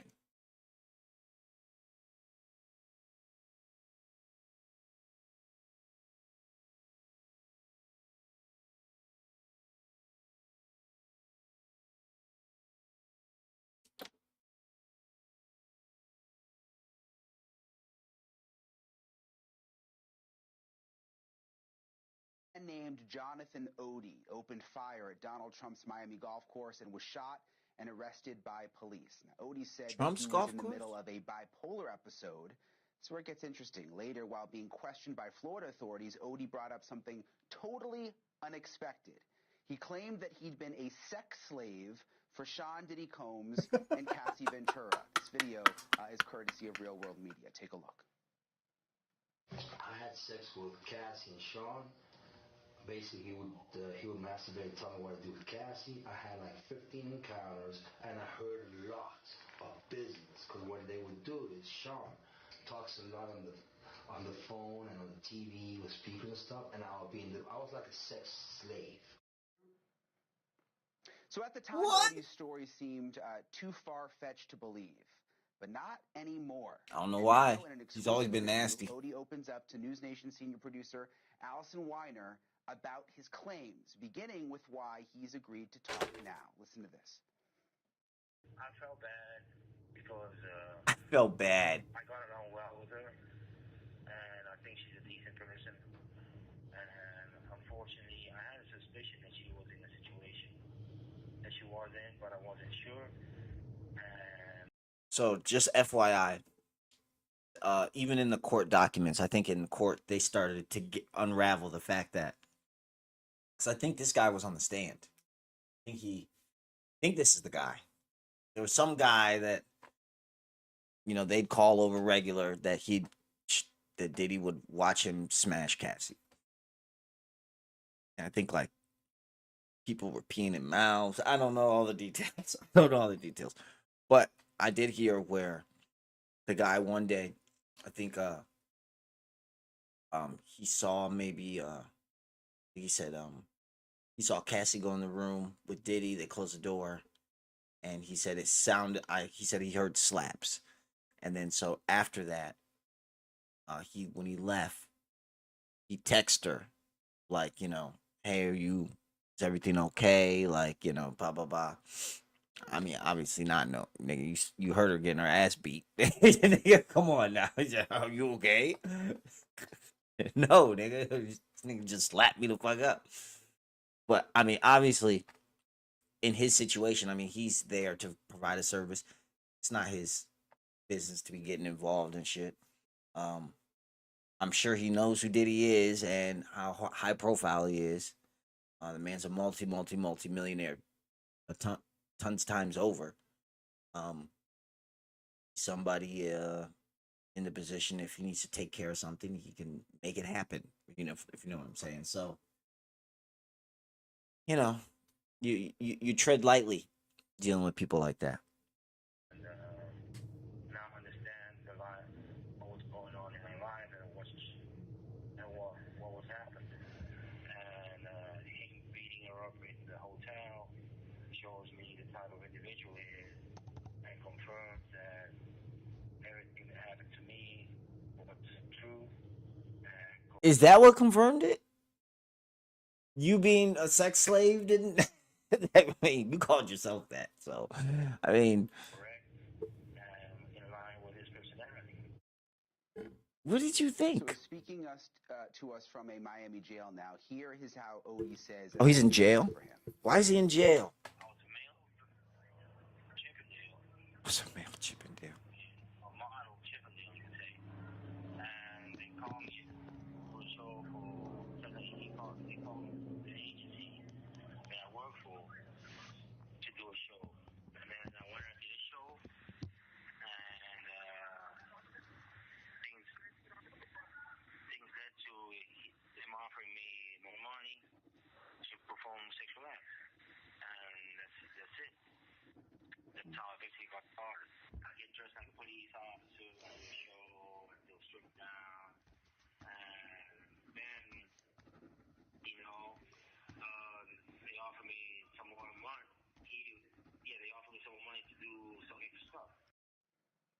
with stuff. So Odie did get specific about the extra stuff. Yeah, I'm sure he that did. he wanted from Yeah, Odie. some. His specifics were consistent with what he told law enforcement during the 2014 interrogation. Here is how he describes the Oh no. atmosphere and how frequently it happened. Uh-oh. Candles, sensual atmosphere, lights off. He would sit in a corner in a sofa, watch and masturbate. And he'd say, you know, he'd tell her, give her instructions what to do to me. Perform oral sex, rub baby oil. Then he'd tell me rub baby on her, perform oral sex, and then have sex. How many times did you have sex with Cassie? Probably like 15 sessions. And what did you get paid? How much? It would be like 800 each time. Each act. But sometimes they'll call me twice. I'll leave, and then 3 hours later, they would call me, come back. What? And so Odie claimed that the sessions were drug-fueled, and that his concern for both Cassie and himself led him to get one of their sessions on video. Listen to what he says about that. What? Or why did you decide to record or video? Because after she passed out, I decided to record that. So in the event anything worse happened, like if she died, or anybody died, it will be on camera, it will be on video, what happened. So I wouldn't be responsible for any of that. So you were beginning to worry about her doing drugs. I mean, like about her dying or him dying or somebody dying from the drugs, and that you would be held responsible. So you brought a video. You brought your phone? No, I had a USB video memory stick done like spy shot, and I put it in a wallet on the table, in the living room table of the hotel upstairs. What? I filmed it, and it had everything I described, and it had her threatening me, but he was telling her what to say. We had an argument. When I left, I knew they were paranoid. So I wanted to guarantee my safety. So I texted him. I said, "Hey, if anything happens to me, I got evidence I'm being with you." At the settlement table, there was a lot of irregularities. Okay, it was my first settlement. So they brought me in, and Diddy had a T-shirt with two men in ski masks pointing, making gun signs. Okay, and it was black and white, and it had a red frame. Okay, but that's the way he operates. He communicates, threatening you, like saying, "I'm gonna have you killed." So Odie says to prevent the recording from going public, that's what he was just talking about, Diddy had him sign an NDA, a non-disclosure agreement, in exchange for $5 million in hush money. This was in 2014. The Daily Mail ran a screenshot of what appears to be a signature page signed by Sean Combs and Odie. We have not been able to obtain the document or verify its contents or authenticity, nor have we been able to verify the existence of the video that you heard him talking about. Now, according to Daily Mail's report, the timing coincided with a spending spree by Odie of Florida real estate, and it also coincided with Odie's divorce. His ex-wife tells the Daily Mail that she found out about his windfall only after their split. She trying to get some? Nobody care about what she said. The day the incidents happened at Trump National Doral, I had to take medication, and I'd been diagnosed bipolar, but I wasn't sure what bipolar, and I had an episode, and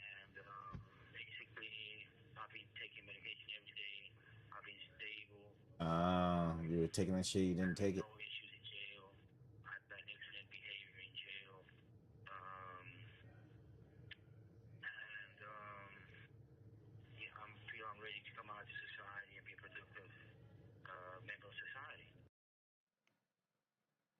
All right, so Odie remains locked up in a Florida jail, still awaiting trial on charges of attempted murder, armed burglary, aggravated assault, and armed grand theft. Regarding the sex slave claims, we've reached out to Sean Diddy Combs' team for comment and have yet to hear back.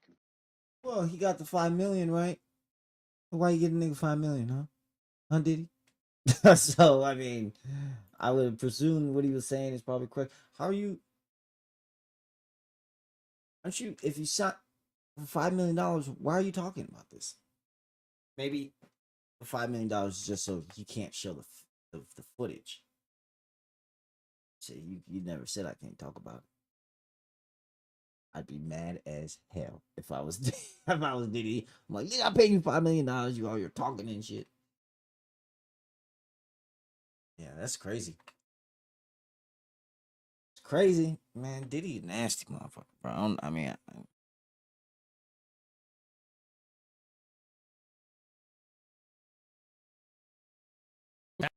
That's so true. You know what's funny about the Heil Hitler song? It kind of proves liberals right about everything. Like, imagine if you went in a time machine to like 2015 when Atlanta was the biggest show on TV and like, we gonna be all right. And it was just like Obama N-word utopia era, Wakanda forever. Yes, she can. I believe she will win. This is my fight song. Imagine taking a time machine back to 2015 and saying that in 2025, after trying to overthrow the government and almost being imprisoned, Donald Trump was elected to a second term. He's talking about running for a third term. He's liquidated the government with Elon Musk. People are driving around listening to Heil Hitler by Kanye West, and no one cares. Free speech is on Twitter, and everyone is anti-Semitic now. It's kind of like their worst nightmare came true, in a way, right? Like, imagine one of these liberals from 2015 stepped into our timeline, and they see somebody driving down the street blasting Heil Hitler, blasting the song Heil Hitler with a sample from a real Hitler speech. And they're like, what was that? Oh, that's Heil Hitler by Ye. Yeah, it's pretty controversial, but it went viral. Russell Brand loves it. Everyone loves it. That post was funny. Russell Brand came out and basically was like, man, I know y'all, I know this is bad, blah, blah, but damn, this shit a banger, bro. And all the Jewish people were in his comments like, you can't say it. How dare you? Let's see if we can find it. Yeah, I'll find it.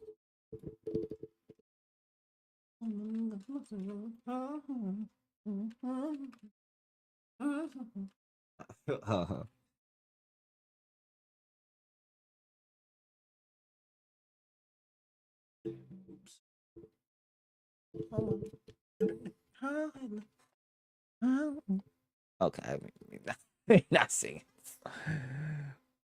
Let's see. Oh, is this it? It's uncancelable because he reached such a zenith in the culture that he couldn't be killed. I think people would like it if he died. Why?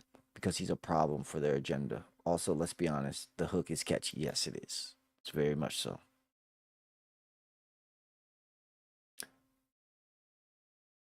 I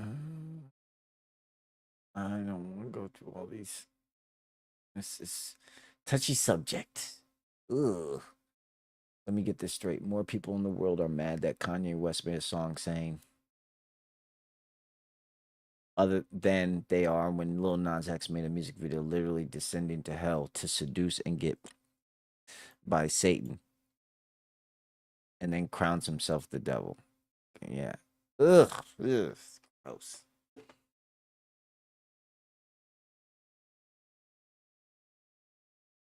Ugh. Ugh. Gross.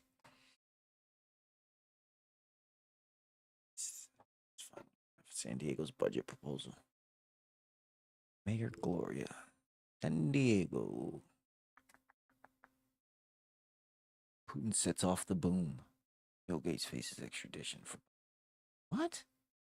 Oh, it's nonsense. Even if he does face extradition, where? Who's coming to get him?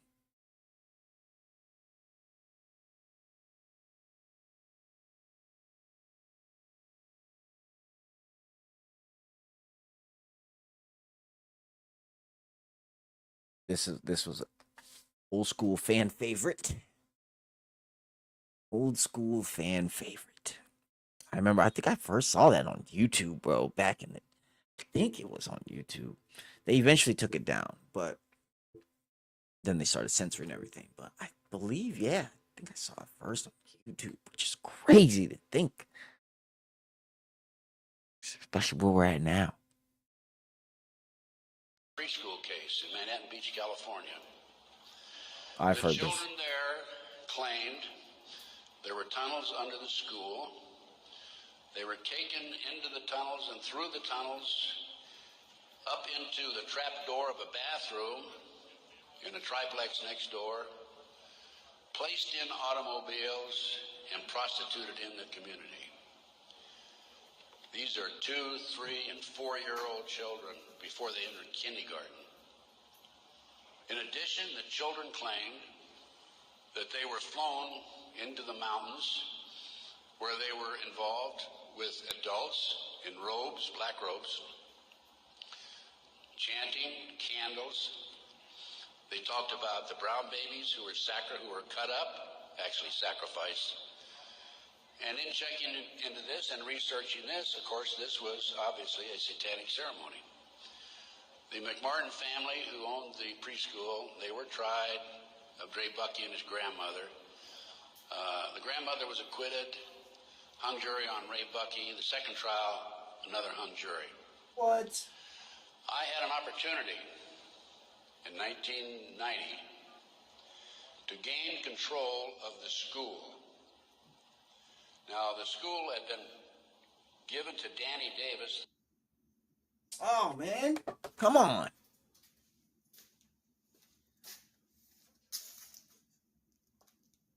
What are you doing, man? Screen recorded or something? Let's get the whole thing, goofy.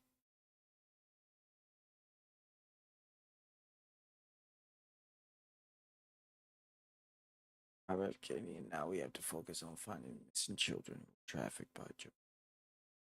Yeah, my thing was, what happened to all them kids, huh? Trump got in there. It seemed like everybody done forgot about the kids. Can't forget about the kids, right? What happened to the kids? Huh?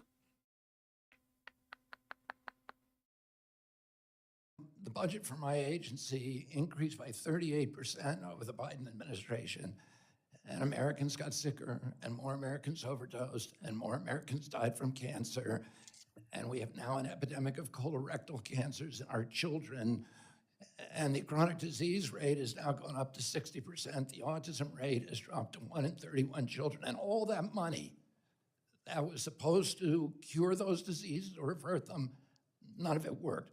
What we need is leadership and a new vision, and I'm bringing that to my agency.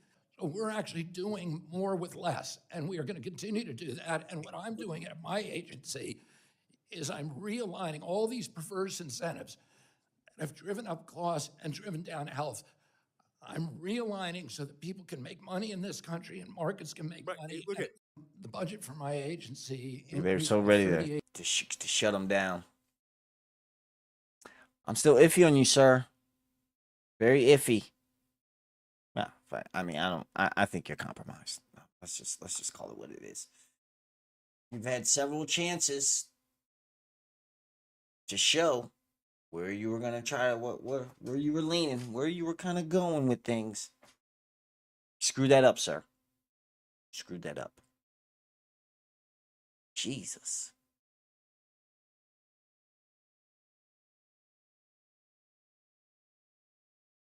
Kraft Heinz will now invest $3 billion in U.S. manufacturing. Believe it when I see it.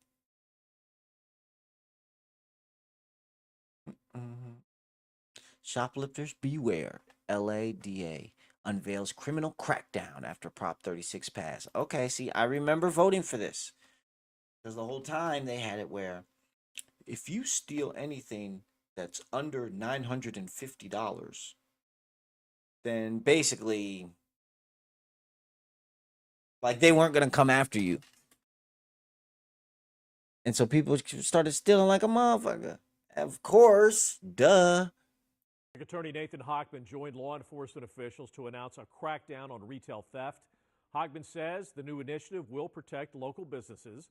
KTLA 5's Kimberly Chang live now in Pico Robertson with all the details. Kimberly. Hi, yes, the DA said they're sending a message to criminals that they're cracking down. He was here along with city council members and members of law enforcement in front of this 7-Eleven store right behind me. And the DA put this yellow warning sticker right on the window to send a message. This 7-Eleven, by the way, has been the victim of 2 destructive smash and grab robberies and more than a dozen other thefts. The DA said, in fact, one individual would come in and take what he wanted without paying multiple times. And the DA said that suspect has been arrested and charged with felonies for thefts. Now take a look at this video. You may remember people riding up on bicycles and bikes and this is crazy. Things and basically vandalize this 7-Eleven. The franchisee owner tells me they have a theft, quote, almost every day. Now, today, the DA talked about a coalition with multiple agencies to combat, investigate, and prosecute those involved in serial and organized retail theft. You may already know Proposition 36, which increases criminal penalties for certain drug and theft offenses, passed in November. Under 36, those convicted of theft 3 times, that third offense is a felony. The DA said Prop 36 is working and has resulted in more felony arrests. Since December. For LA, I don't think LA gets really the credit it deserves for how bad it is up there. LA is a hellscape. There's no way. Even when I lived there years ago, I lived there like a decade ago, bro. 10, 15 years ago. It was bad then. Hella bad then. It's way worse now. Lord have mercy. December 18th, he said there's been more than 1,000 Prop 36 felony arrests for thieves alone. Here's the DA at this morning's news conference. Nathan Hochman, take a listen. That if you want to go ahead and engage in theft in Los Angeles County, you will be held accountable. Yeah, right. You will be arrested. You will be prosecuted to the full extent of Yeah, the law. well, we'll see it when We've had to spend thousands of dollars on protection, money that could have gone towards inventory and community investments. And the DA said they are passing these stickers out to business owners so that criminals can know that these locations are protected. Again, that news conference just wrapped Shut up. The fuck up, bro. I don't give a fuck about that. And we'll have more coming up in the next hour. For now, reporting live in the Pico. You gotta start throwing people in jail for the long haul. Then they'll be like, oh shit, okay. All right, okay. Guess the old rules ain't cracking no more. No, they're not cracking no more, nigga. Get the stepping. That's what you need. Get to stepping.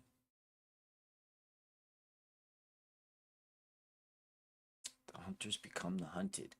17 members of the family of convicted drug lord Joaquin El Chapo Guzman across the Mexico-U.S. border turned themselves into FBI officials on May 9th. What? Let me be direct. To the leaders of the Sinaloa cartel, you are no longer the hunters. You are the hunted. You will be betrayed by your friends, you will be hounded by your enemies, and you will ultimately find yourself and your fates here in a courtroom in the Southern District of California. An indictment which our office unsealed today is the first in the nation to charge multiple alleged leaders of the Sinaloa cartel with narco-terrorism and material support of terrorism charges in connection with trafficking massive amounts of fentanyl, cocaine, methamphetamine, and heroin. The indictment was made possible by President Trump's Executive Order 14157, which designated the Sinaloa cartel as a foreign terrorist organization and the Secretary of State's subsequent designation of the same on February 20th, 2025. Let me be direct. To the leaders of the Sinaloa cartel. Wait a minute. What do you mean to tell me? D-Lo executive order. Okay. Trump signs it. And 17 members, family members of El Chapo, walk over here. Walk over from Mexico. No, they didn't say walk. They just crossed. Okay, so they crossed. Whatever. Probably driven. Whatever. Crossed over the border into the United States and turned themselves into the FBI? What am I missing? Something, we're not being told something. This doesn't make any sense. Okay? This makes no sense. I'm not buying it. Something fishy. Something's fishy about this. This doesn't make any sense.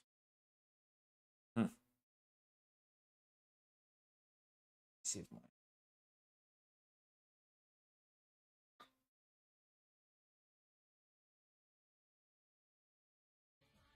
He needs to put in a state ID number.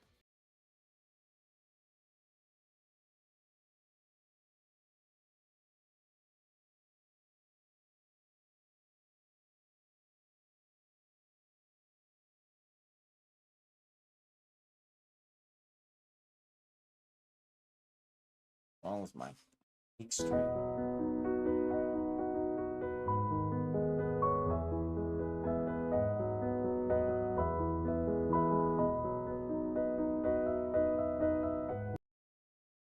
Chicken.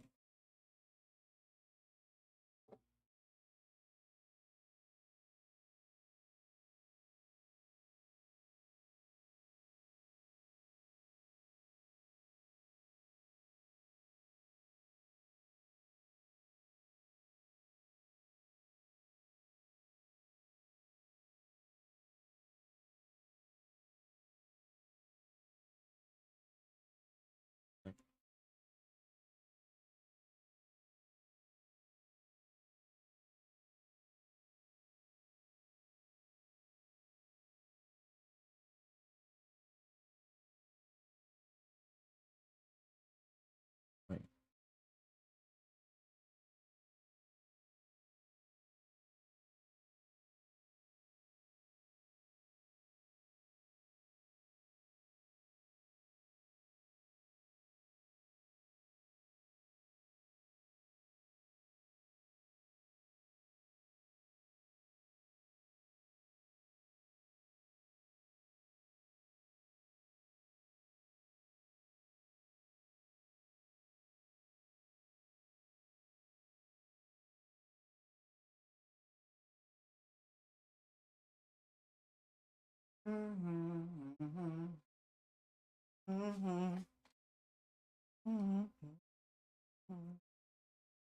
Yo, what's good with this, bro? What's up with?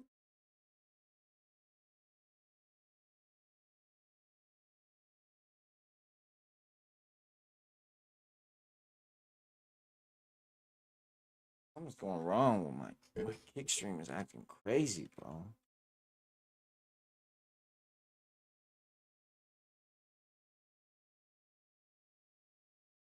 What if I log out?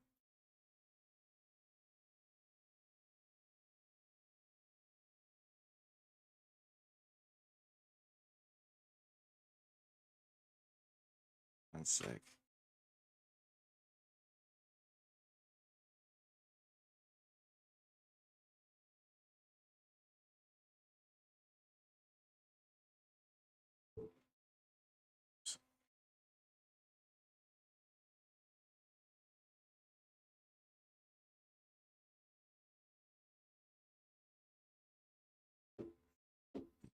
Still the same.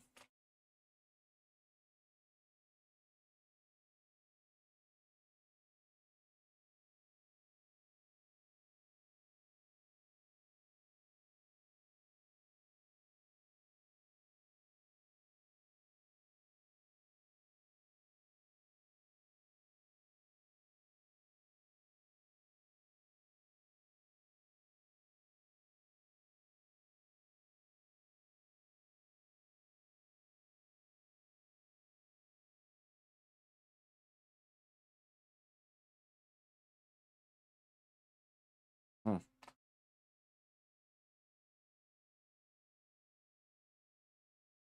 I don't know.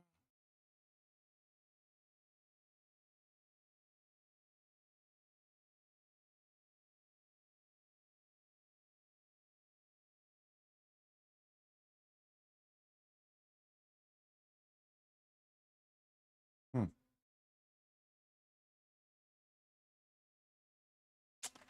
I don't know. I don't know. I gotta be able to. I want to stream later on. I want to stream on Kick.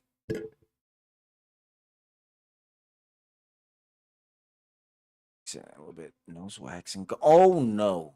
Oh my God! Oh, you're.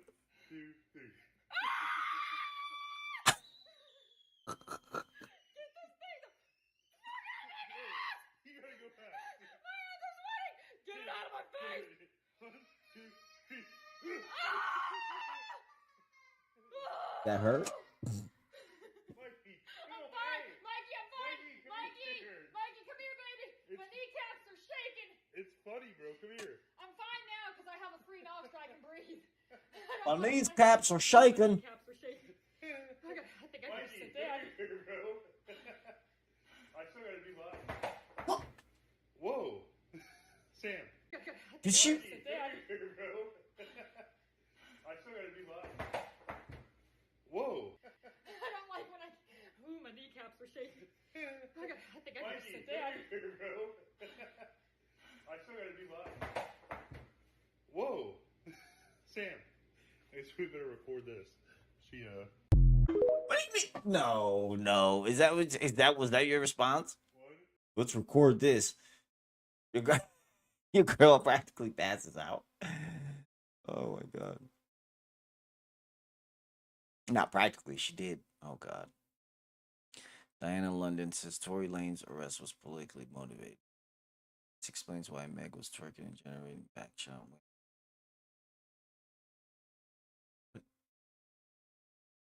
Politically motivated? How? Hey! Yeah. So cringe. Body crazy, curvy waist. Yeah. Body crazy, curvy waist.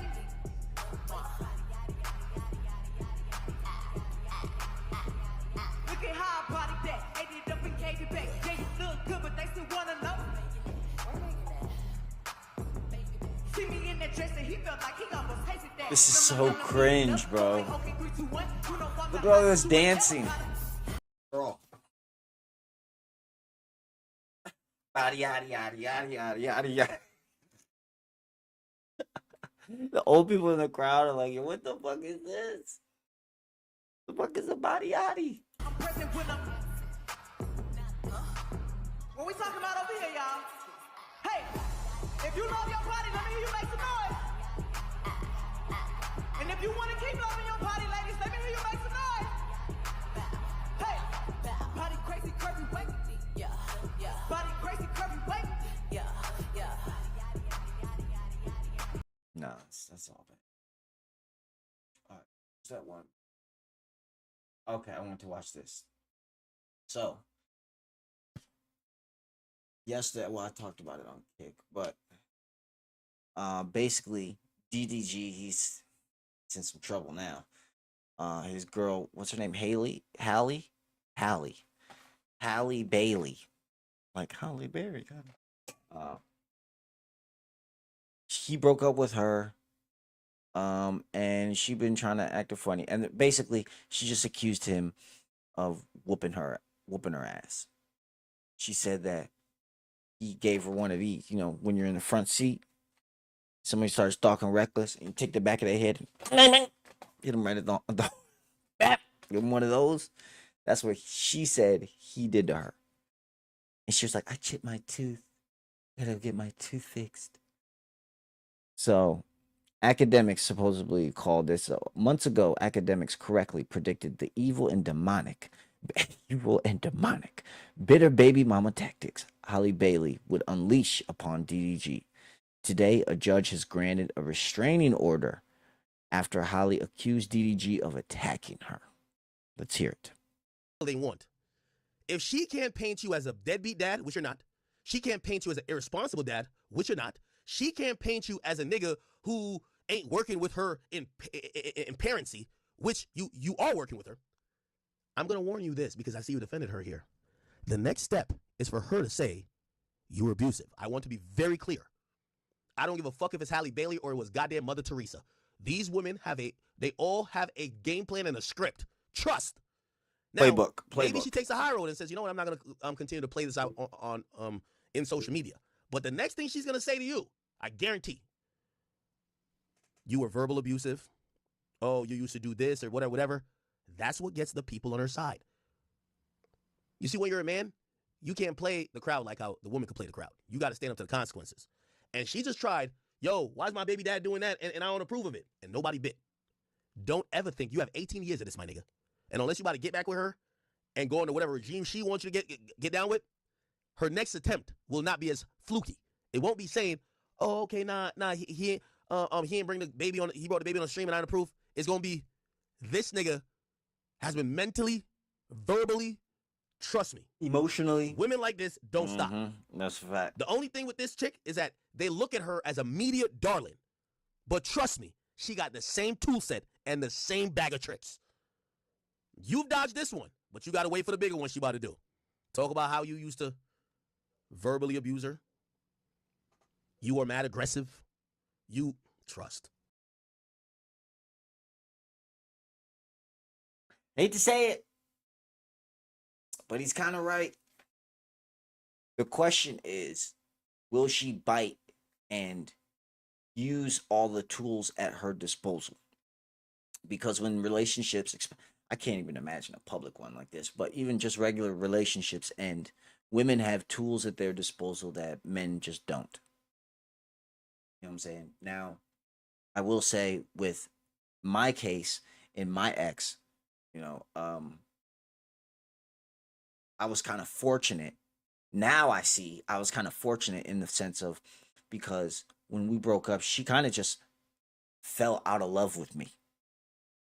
And while that hurts emotionally, you know, it hurts inside. When it comes to dealing with her, dealing with the kids and all this, it made it so much easier. That's why everything is way easier now with us, because I don't think she has the emotional attachment still. You know, I think I'm pretty sure she fell out of love with me. You know, that's a whole nother story. The reasoning, I would say, I'm not gonna get into that. I have a reason to. I have a whole theory on that. But yeah, I think so. In my case, you know, I have kind of smooth sailing and you know, don't have to play with somebody who's vengeful, you know, who probably feels away. You know, I don't know what happened in their relationship. Who knows what happens in most relationships? It doesn't really matter. What usually happens though is that, you know, one party, usually both parties, are usually soured by the relationship in general or how it ended. And you know, I had already heard see, the thing is, especially with them, because they're in the public eye, the very fact that she comes out and says something publicly instead of just calling you, that in itself means that she wants some attention, she wants some pity, she wants some sympathy or empathy or whatever. Not empathy, sympathy. And she wants to get the validation from everybody else that she's correct, that she's in the right, that she's the child that needs to be rescued. You know what I'm saying? That's what she'll get in. But again, that happens because emotions are still there. Very much so. Right? So I feel bad for DDG, man. Shout out to him. I don't know, all these hip hop niggas having all these problems with these women, bro. Diddy with Cassie and this nigga with his girl. And then Tory Lanez just got damn near. They tried to murder him in jail. That was definitely a hit. They said they stabbed him 14 times, stabbed him in the back of the head and stuff. Nah, bro. Nah, they were. That's a hit, I think. And I think that goes. I wouldn't be surprised if that was part of or have something or involved with the fact how Rock Nation has been so close to that case. I think Jay-Z is kind of like another, not as nasty as Diddy, but I think in the power sense, I think Jay-Z's kind of like that. It's probably seemed like that throughout the industry where he's looked at as somebody he could crush you like a bug. He has the means at his disposal to take care of any kind of problem you decide to bring at his doorstep. You understand what I'm saying?